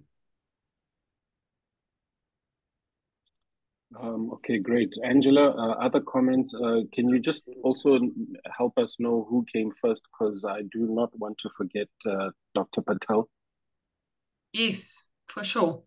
All right, I'm just going to keep on going after Tuto. Question: it is often said that architecture, with a capital A, journals, awards, and the like are accessible to Black practitioners. However, the reality is that the majority continue to reflect the status quo. What are your strategies to attract practitioners who may have given up on the status quo? What are your strategies for bringing them into the conversations? Well done to the SIRE team. I'm not sure if that was a comment or a question. I think I'd just briefly say that the strategy is to try and make the journal more relevant, to introduce more voices, which was actually where the journal was already when Kate Otten did the Many Voices edition. I think that was issue 100. That's where SIRE was going. So we kind of picked up from there. And hopefully over time, we will have many, many more. I'm looking forward to having the voice of practicing architects who come from diverse backgrounds, who are building buildings. And I just want to hear, what's going on with them. So I do think that that is the idea. Perfect. Then Shushma, would you like to comment? Hi, thank you so much, Angela and Sachaba. Hello to all of the listeners and to the panelists. Thank you so much for the presentation. My response actually was at the point at which Monica was speaking, and then Sachaba, your question around the critique that you receive around where's the buildings. And probably I'm guilty as charged. My, the kind of course that I teach is specifically around the production of buildings. But I think that I am open to deepening areas of ideas and thinking with the buildings. But more than that, I was reflecting on what Monica was saying, and I think, and perhaps what Mark was saying too, around the process rather than the product. I think that, my after being in architecture for many years, the thing that I struggle with the most is the invalidation of the alternative voices. And I think that this idea that I need to be seen, I need to be recognized, and I need to be seen to be worthy. And it's not enough. And perhaps this is reflecting on some of the things that Stephen said around reflection and glass, etc. It's perhaps not enough for my own personal recognition of myself, but the recognition of the wider community, the kind of platforms that are created for people with alternative voices. And I think that that has been the pursuit of mine, and the difficulty and the kind of struggles of mine. And I think that that's what Police is also referring to when he speaks about the current status quo and breaking away from that. And what are the alternatives for people? And I think it's a really important question. I'd like to leave it at that, Sechaba, if there's anything else you'd like to probe me on, but just to put it out there that it is important. I want to be seen, I want to be recognized, and I am worthy, and it's important for platforms to be created for that to happen. Thanks. Yes, I do in fact want to probe you. Don't go away. People like yourselves are important that, your voices are heard for me. In fact, now that you've raised that you teach about buildings and how buildings are made, maybe you can tell us how would you want to see something like that included in the journal, but in such a way that it doesn't inadvertently exclude many of us who are architects, who are registered architects, but because we just don't have the right connections. The other day I was looking at a specific architectural practice, a young practice who are doing lots of work. And I just started asking myself, how in the world is this guy or girl, I don't want to mention names, who I remember this person when they were still a student, and now their portfolio is prolific, Yeah.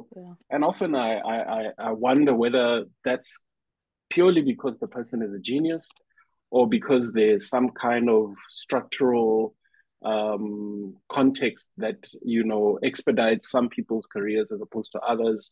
There are certain barriers. We know all of this stuff. So how do we include people's buildings, and how do we include the kind of thing that you're teaching your students while not exacerbating a situation that does need to be addressed and alleviated? So one of the ways, Sechaba, and this is perhaps getting a bit technical, but one of the ways in which I ensure that products match the thinking is that I would look for contextual responses in terms of social and urban probings. So whilst we might, we don't just critique buildings for building's sake, but to understand the process of how the social aspects, it might be racial, gender related issues. It might be contextual in terms of, fragmented South African cities, or whatever it might be, that it's always measured against the larger aspects of social changes, the kind of transformation that we're looking for. So yes, we can have the buildings in the magazine, but I think there's a filtration process in terms of you as the editor to look for those projects that match the kind of thinking that's required for transformation. I don't know if that helps. No, thank you so much for that. Thank you. Simpiwe and Nomalanga, do you have any comments to add? Oh, Nomalanga, thank you. Your hand is up. Yes, thank you very much. I actually also wanted to add to Monica and your point that you made earlier. I think it's actually a bit unfortunate, the critique that the journal is getting, I think is a little bit unfortunate for me. And what I mean by that is, I think journals have been so exclusionary in terms of the type of architecture that they speak about, that just this once, when we start speaking about architecture that's not architecture with the capital A, then, you know, people's skins start rising and hair starts rising, sorry. And what I mean by that is, I don't think people fully grasp the magnitude of the challenge that we are having in our context, in terms of, it irks me and hurts me so much when I get students in fourth year asking me, you know, I still don't understand what all of this architecture that I've been taught means for where I come from. And we still have those students that are asking those questions where, and we are here talking about how architecture is for the people, right? That's what we teach in undergrad. We are constantly reiterating that statement. But then we have students that are coming from Mlot or Wandebele, from these different areas where, when you take this degree home, what does it actually mean? Like, how am I going to use it, right? So how am I going to use it? And those are the questions that we are still getting in 2024 from students. And just as another example, in terms of, I love the point that was made by Shushma in how it's going to be really important that students are able to come to the journal to find these references that you're talking about. Because even now, as academics, as we try and push the transformative agenda in terms of how to think about creating these new spaces, we are also, then the students come back to us and ask, but what do they look like? Where do I start? You know, do I have the answer? Do I have the answer? Because I'm also trying to find the answer, right? So I think it's, like I said, so it's very unfortunate for me that the constant critique that the journal is getting is that. And for me, if the critique is that, I don't think people fully understand the context that we live in South Africa. Simpiwe? Thank you, panelists, and I think everybody that's contributed to the conversation. I'm just going to pick up off Namalanga's comments, and I think a broader comment around the pushback on, like, should the journal feature architecture. For me personally, like, there's a lot of magazines that feature architecture, to be fair. You can't expect one journal to save an entire context or an entire sort of practice of architecture. And I think to put all the pressure on one article, one piece of publication to do that, I think is a really unfair ask. I think we need to think about this thing as a production of canon. Like, publication can't be solved by one thing, and we're sort of doing something that's counterintuitive, because we're saying if the essay journal exists, then nothing else has to exist, because it's going to contribute and, you know, solve every architectural problem and show everything that everybody wants to see. So I think before we sort of ask the journal to do all of that, I think if there's such a pushback and a questioning around where do buildings get published, then we need to ask the other publications that are so-called architectural publications about who they're publishing. So before the critique comes onto the journal, maybe in general, there needs to be a critique around the publication of architectural buildings and who is being published, because clearly, even as practitioners, we don't feel that we're being represented well enough, that the journal is now having to hold all of that disgruntlement in and of itself, which I, again, think is an unfair projection. So, you know, the other publications of architectural buildings and practices maybe need to also come into focus and with the same level of critique as the essay journal's first publication. And then I think, secondly, when it sort of comes to what the publication is trying to do, I think to Mark's point, it is in its infancy. So we kind of have to allow it to establish what it needs to be. It is a time thing. It cannot answer every question, I think, in its first edition. I think it was a great first attempt. And I think it's holding a multiplicity of thoughts and ideas around what architecture could be.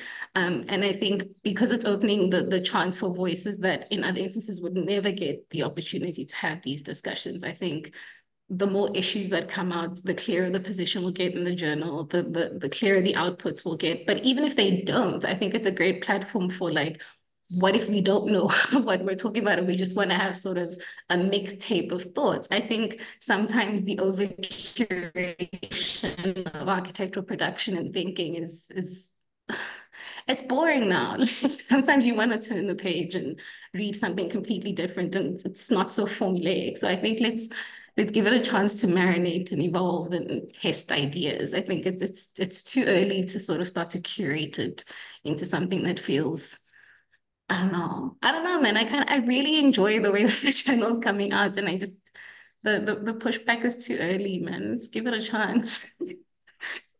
Look, to be fair, it's not that I've had like an onslaught of emails or anything there. It's just the kind of things that I'm hearing, you know, in the, I've got my spies out there. I'm joking. I don't have spies, but You do. you know, but I do hear people's comments, and the thing is, I don't want to dismiss anyone's concerns and comments. I do want, because that's the whole point of the journal, is for us to actually have a platform to think.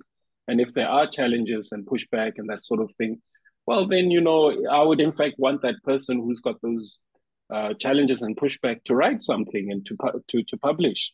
And there's room in the journal for that kind of a discussion. And I'm hoping that somebody on this call will be brave enough and come forward and say, look, this is my the challenge. In fact, not to like spoiler alert, but I'm working with somebody for the next issue who is basically reviewing if this publication comes out. It's, you know, it's going through a whole process, reviewing the journal in its inception, from history, from the time that it existed pre-apartheid till today. So we are creating a space where we are really engaging. I'm hoping that one of the issues will be about work and getting work and jobs, you know, and the economy of architecture. You know, there's so many things that we need to talk about, and I think this is the right space and the right room, and I'm open to all of that. Claire, I see you've got your hand up. Angela, I don't know who else is in the background. Sorry, I wanted to push in quickly just to sure on this topic specifically, and that is that I've only had good mentions of this journal. I haven't heard any negative thoughts, and I do know that you know, in the past the journal was more of pretty pictures, and we as architects expected pretty pictures and pretty buildings to be in this.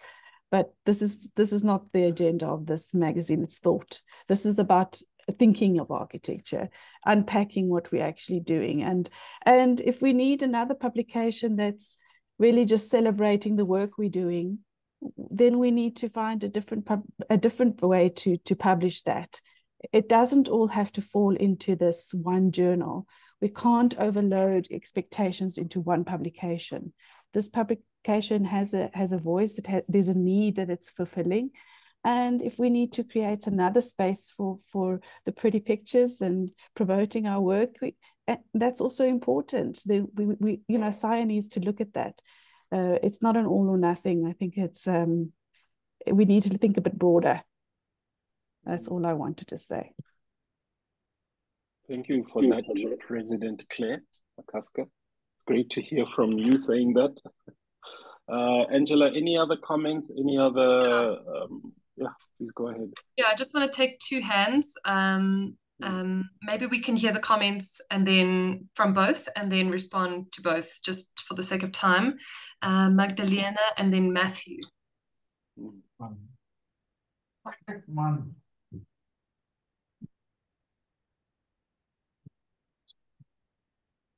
Just me? Okay. Yeah, so Chava, I just want to talk a little bit around yeah, so like I like the idea that we're moving the journal to the process of architecture rather than those pretty pictures and the final sort of results. I think it'll really help stimulate like conversations within our community.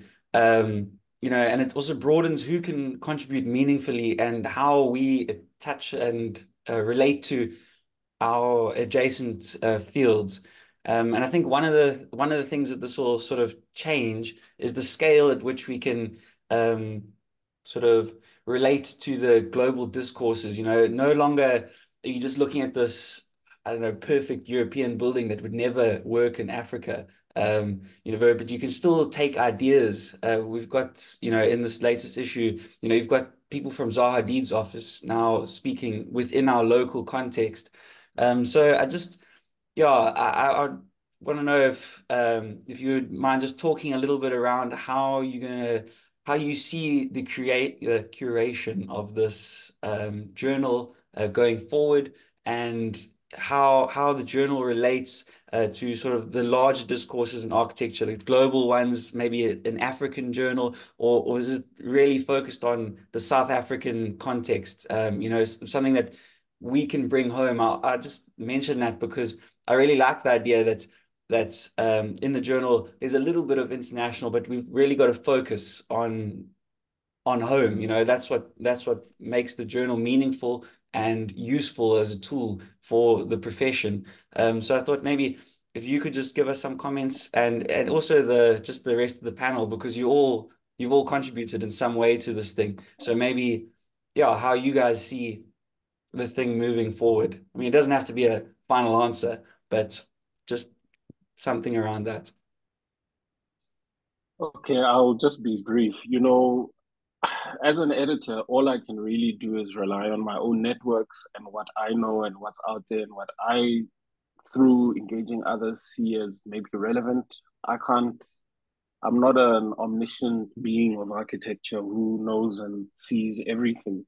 And so, as it is right now, the journal will depend on, and I mean, my networks currently are not, just in South Africa.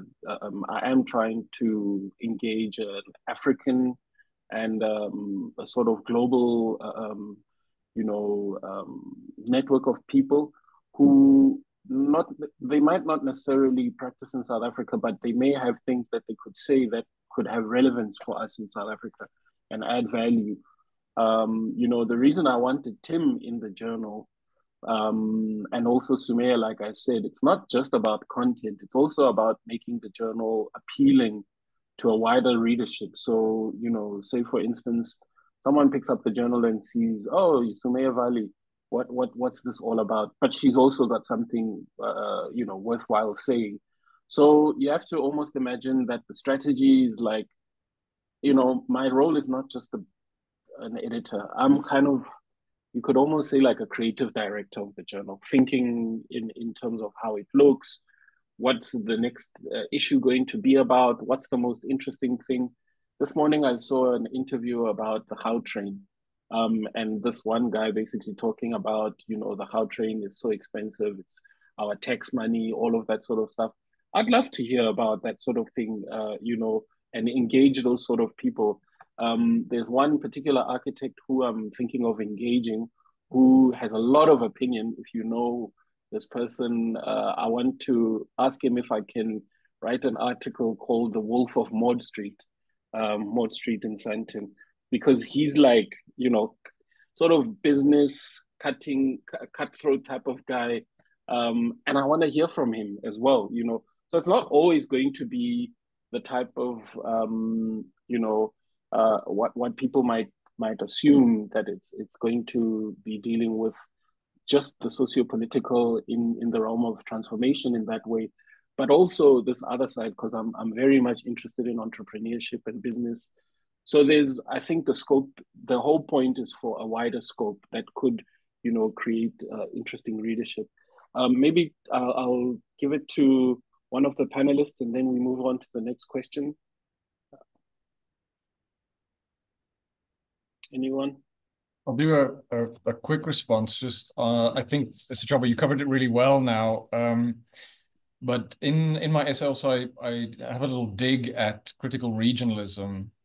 For that reason, I think that there's a little bit of a, what you're suggesting, I understand what you mean, and I think Suchaba covered it well in the response, but there is a little bit of a danger when you start seeing yourself as like a nation or even a region or a continental view, that you make this distinction between the local and the international. But I think that there's also value in seeing yourself as international, that things that we produce ourselves don't need to be contrasted with something that was produced elsewhere. It's not as though, yeah, that there really is like something that needs to be legitimized.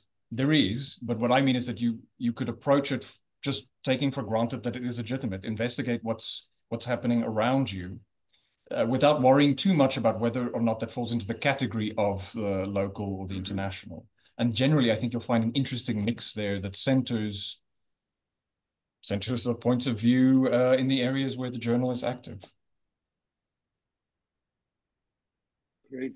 Beautiful. Thank you, Thanks, guys. Steve. Thank you so much. Angela, any other comments?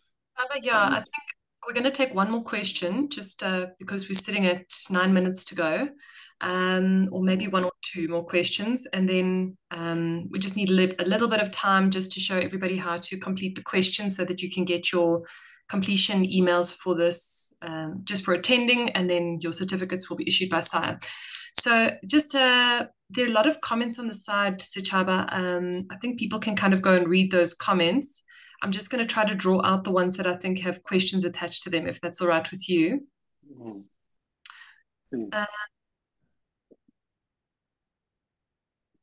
I'm going to pull Monica's question out. She wanted to talk to, just to ask Simpiwe and Nomalanga if they could just comment a little bit more on the work that they do as community initiatives.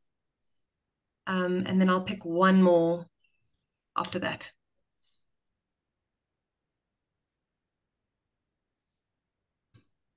I think Nomalanga is more well versed in this than I am, so I think I'll leave it to her.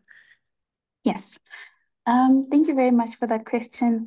I think as a very first starting attempt to that conversation is this year, for example, we took our students, our second year group, to a community just outside Pretoria, the former Bantustan of Kwandebele, and the site that we are currently working on sits at the periphery of Pretoria. And why for me that was of value is I think it's really important for students to start understanding what are, I'm going to say, the rules that exist outside the boundaries, one, of council that we don't necessarily engage with in rural environments. For example, we don't necessarily talk about, I know SACAP started, I saw it a couple of months ago, but we don't necessarily teach the students how, for example, the tribal regulations work in terms of just acquiring land. What are you going to do when you get a client that has to navigate, where you have to navigate as an architect, the regulations around that? What does land ownership mean around that, for example? And what does it mean now to also design in a context that doesn't have, for example, the boundary lines that we keep talking about in the building lines that we always talk about in the beginnings of architecture school. So how does the student now try to almost translate that in the context of a rural environment? But also we engage with the tribal leaders, we engage with the school and the teachers around the community. And these are environments that, one, don't have just a public infrastructure level. A number of schools are there, but there aren't any libraries, for example. There isn't a police station. So on a public infrastructure level, what does it mean as an architect when, I feel like intervene is not even the right word, but how do you arrive and how do you begin? How do you cite? What does that mean? And I think it's fundamental for students to begin to engage with that, even on just an undergraduate level. 3 years is a long time. I think students can engage with rural environments in second year, in third year, they can come back to the city, they can go to suburbia. You know, I think 3 years is a long time for us to be able to cover as many different types of architectures and environments as possible. But that is just one example of what we started thinking about and doing. This is the first semester, the first time we're doing it like this. So I'll let you know next time how that works, how it's been going.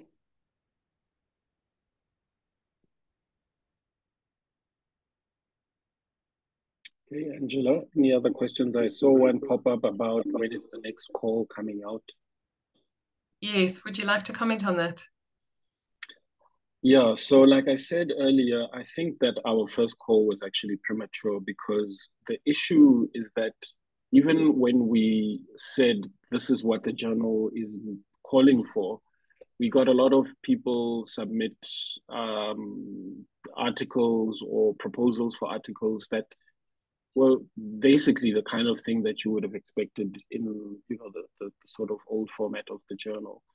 And I'm not sure whether that's just because people didn't read the call or, you know, whether, you know, that's just because people wanted to submit whatever they wanted to submit. And so right now, the call that went out earlier, a few months ago, you know, if people still want to submit things to me, they can. There have been people who've basically just called me or emailed me or whatever the case may be, saying, look, I want to publish this and that. And I think also what people need to understand is that as an editor, if I get, for instance, 20 people, 30 people, let's say even 50 who submit proposals for articles, we can never ever publish all of those. So currently, as it stands, I've got a lot of articles and not so much space. I mean, as you saw in the last edition, we had probably about 6, maybe 7, 6, you know, articles. So, you know, you have to, and these articles are chosen according to the theme. The theme was future. The 102, which is coming out in December, is theme is us, as in you, me, us, the collective. And then the theme for February, and these are targeted, you know, dates.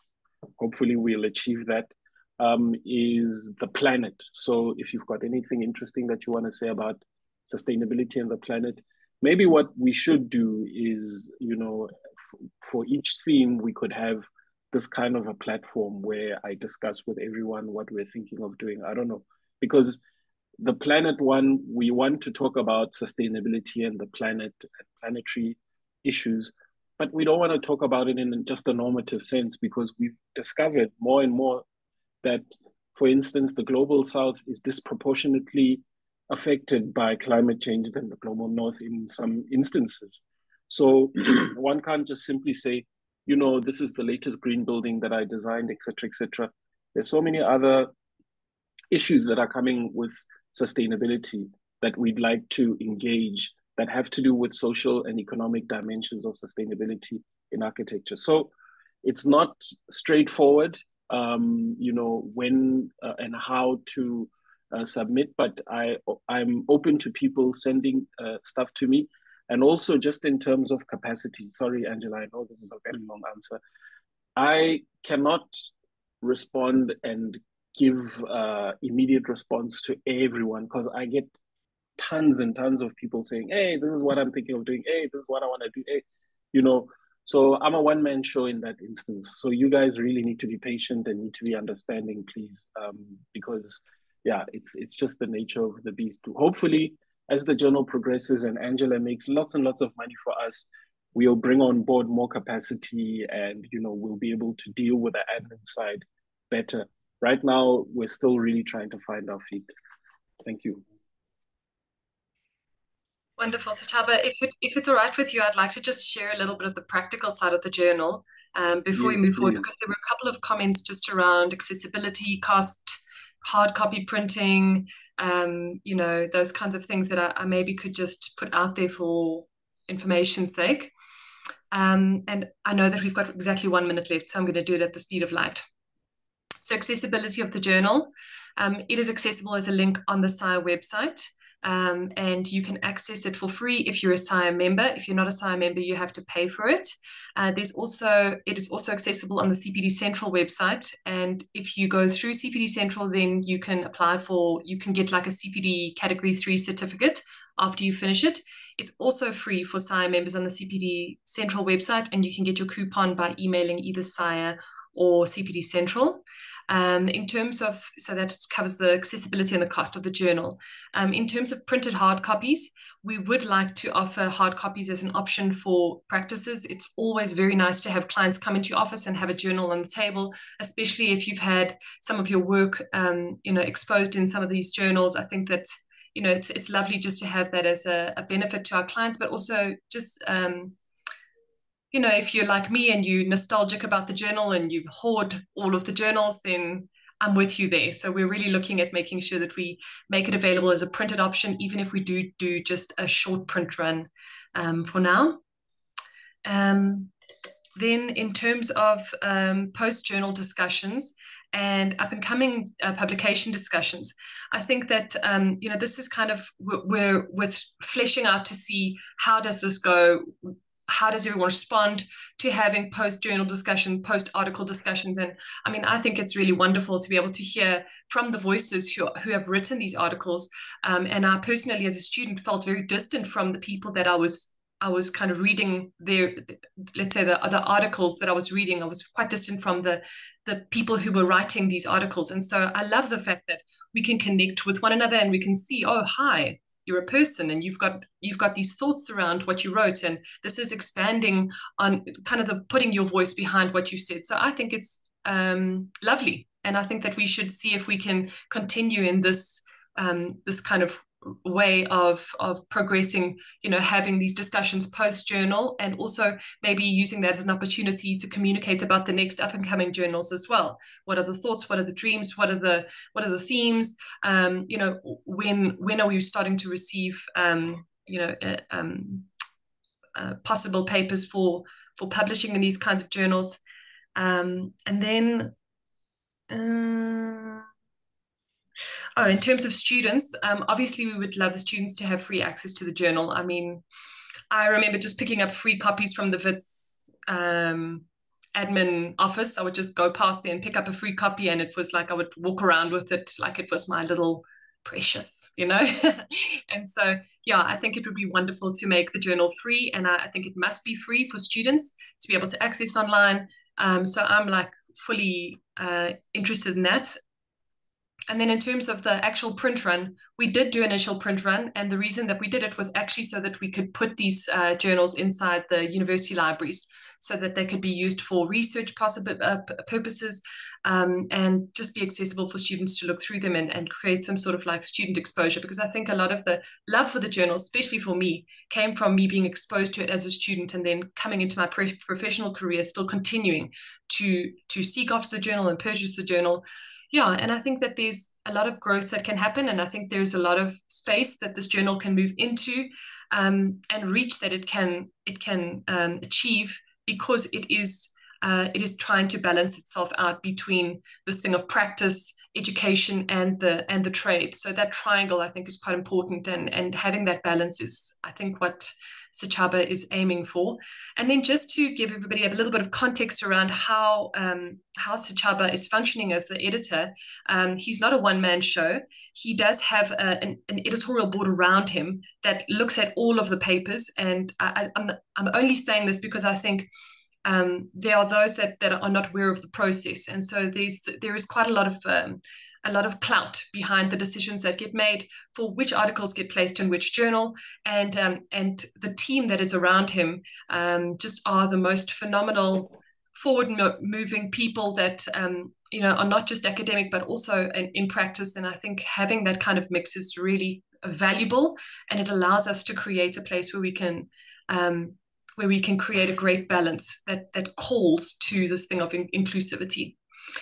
So that's basically everything that I wanted to say. And I just want to say thank you so much to Sechaba for just chairing this discussion. Thank you, Mark. Thank you, Nomalanga, Simpiwe, Stephen. appreciate it so much. Thank you to everybody who's joined today, and to Claire also, who just gave us a little bit of insight and welcomed us. And if you have any comments, I'm sorry that we couldn't take everything. I just want to honor everybody's time. Please, can you place your comments in the chat bar? Even if you have opinions about what you thought of this discussion, or if you think it can get better, or what you think that can get better, yeah, please put those opinions in the discussion. And lastly, we actually need to answer a question in order to get an email so that we can get our CPD certificates. So I'm going to close up, but those of you guys who don't know how to navigate the CPD Central platform, we are actually going to do a proper tutorial now for you and show you click here, click there, answer this question, do that, dance around. Okay, not dance around, but you know, something involved that stream, and then everybody can have a Coke and a smile and a wonderful day. All right, so thank you, everyone. If you need to go, please do. If you want to stay and watch the tutorial, please do. And I'm going to hand over to our admin guru, Lindsay, who's going to allow us to see how to do that. So Chaba, thank you again. Hey? Thank you, everybody. And thank you to our panelists, Mark, Stephen, Nomalanga, and Simpiwe. And yes, you're right, Angela. It's not a one-man show. There are many people behind the journal. When I said one man, it's just about admin. Okay, so please, I want you guys to understand that it's a huge admin task to go through all those articles, but definitely we've got an amazing editorial board who are behind us and who've been keeping the academic side on point. Yeah. So thank you, everybody, and yeah, enjoy your day further.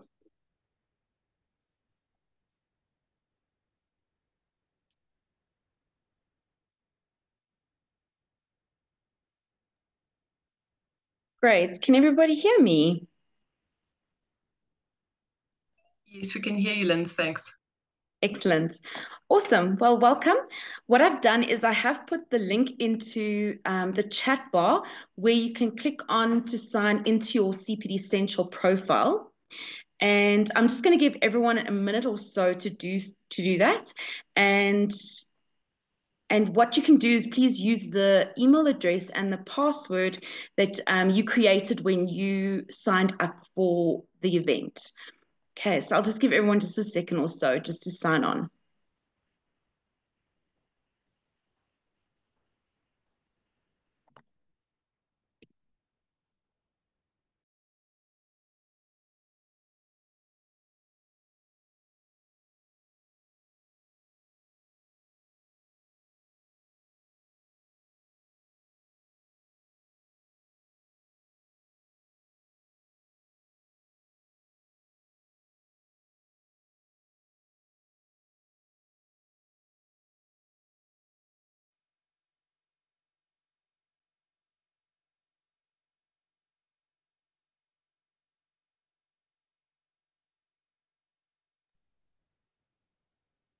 All right, so as soon as you sign onto your CPD Central profile, you will get to your homepage, which should actually look like this. And if this is the first time that you're doing a course or a live event with us, you will see that the workshop should pop up onto this the homepage screen.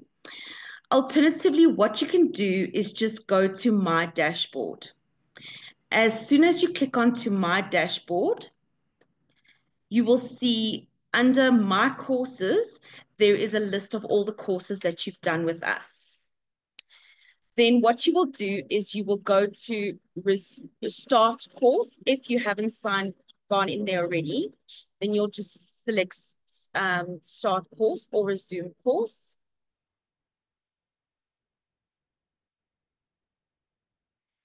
And then you will get to your welcome screen, which just gives you a little breakdown of today's session, as well as what took place.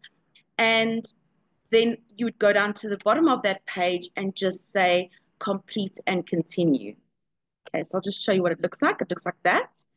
So you will say complete and continue. Then you will get to the Zoom link, which you all managed to sign on to. again, you'll go down to the bottom of that screen and just say complete and continue. And then there is just a three-part questionnaire that you need to complete.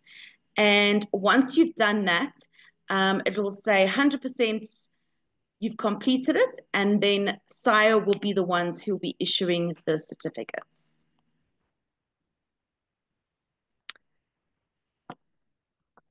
All right, I'm going to stay online so that if anyone would like me to go through that again, I can do so, but I will be available. If you cannot remember your password, if I could just ask that you please send me an email offline, and I will be able to assist you with getting your password. Yes, Annika. Hi, Lance. How are you? Good, and you? Well, thanks. So it's different than all the other times where we can download it now. So SIRE will be sending this in our emails. Is that correct?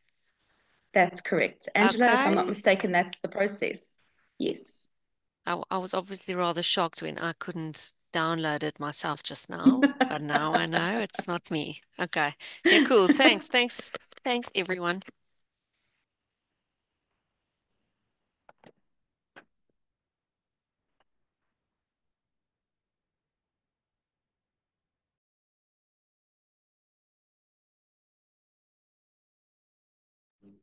Hi, Lindsay.